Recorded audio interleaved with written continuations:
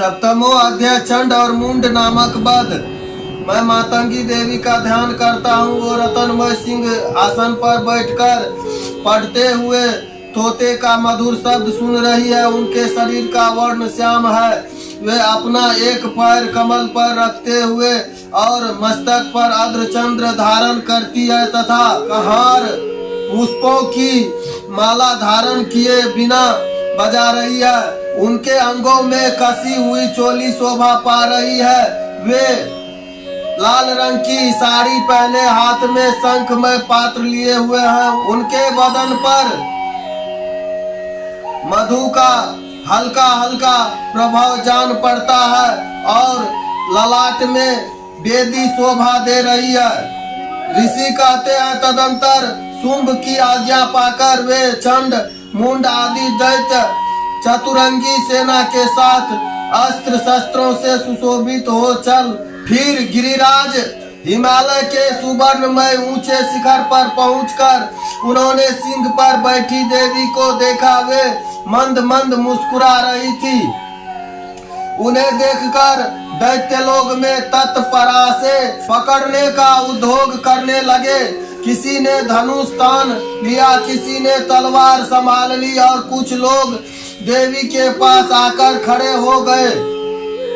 तब अंबिका ने उन शत्रुओं के प्रति बड़ा क्रोध किया। उस समय क्रोध के कारण उनका मुख काला पड़ गया, ललाट में भौहें टेढ़ी हो गई और वहां से तुरंत विकराल मुखी काली प्रकट हुई जो तलवार और पास लिए हुए थी। वे विचित्र खटवांग धारण किए और चीते के चमड़ी साड़ी पाने नर मुंड का माला सुशोभित थी। उनके शरीर का मांस सूख गया था, केवल हड्डियों का चढ़ा तथा उसे वे अत्यंत भयंकर जान पड़ती थी। उनका मुख बहुत विशाल था जो जीभ ललाट के कारण वे भी डरावनी प्रतीत होती थी। उनकी आंखें भीतरों के घुसी हुई और कुछ लाल थी। वे अपनी भयंकर गर्जना से संपूर्ण दिशाओं में गुंजा रही थी। बड़े बड़े दैत्यों का वध करती हुई वे कालिका देवी बड़े वेग से दैत्यों की उस सेनापति पर टूट पड़ी और उन सबको भक्षण करने लगी। वे पार्श्वर अक्षक को अंकुशधारी महात्मते योद्धाओं से और घंटा सहित कितने ही हाथियों को एक ही हाथ में पकड़कर मुंह में डाल लेती थी। इस प्रकार घोड़ों, रथ और सारथियों के साथ रथी सेना को मुंह में डालकर वे उन्हें बड़े भयानक रूप से चबा डालती थी। किसी के बाल पकड़कर लेती थी, किसी का गला दबा देती थी, किन्हीं को पैरों से कुचल डालती और किसी को छाती के धक्के से गिराकर मार डालती थी। वे असुर के छोड़े हुए बड़े बड़े अस्त्र शस्त्र मुंह से पकड़ लेती और रोष में भरकर उनको दांतों से पीस डालती थी।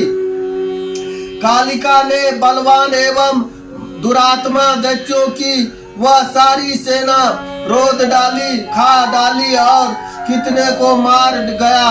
कोई तलवार के घाट उतारे गए, कोई खटवांग से पीटे गए और कितने ही असुर दांतों के अग्रभाग से कुचले जाकर मृत्यु को प्राप्त हो गए। इस प्रकार देवी ने असुरों की उस सारी सेना को क्षण भर में मार गिराया। यह देख चंड उन अत्यंत भयंकर काली देवी की और दौड़ा तथा महादैत्य मुंड ने भी अत्यंत भयंकर बाणों की वर्षा तथा हजारों बार चलाए हुए चक्रों से उन भयानक नेत्र वाली देवी को आच्छादित कर दिया। वे उनको चक्र देवी के मुख में समाते हुए ऐसा जान पड़ा मानो सूर्य के बहुतेरे मंडल में बादलों के उदर में प्रवेश कर रहे हो। तब भयंकर गर्जना करने वाली कालिका ने अत्यंत रोष में भरकर विकट अट्टहास किया। उन समय उनके विकराल बंधन के भीतर कठिनाई से देखे जा सकने वाले दांतों की प्रभाव से वे अत्यंत उज्जवल दिखाई देती थी।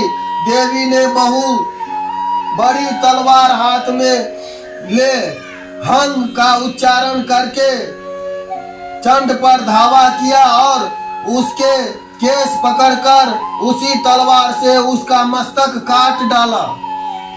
चंड को मारा गया देखकर मुंड भी देवी की ओर दौड़ा।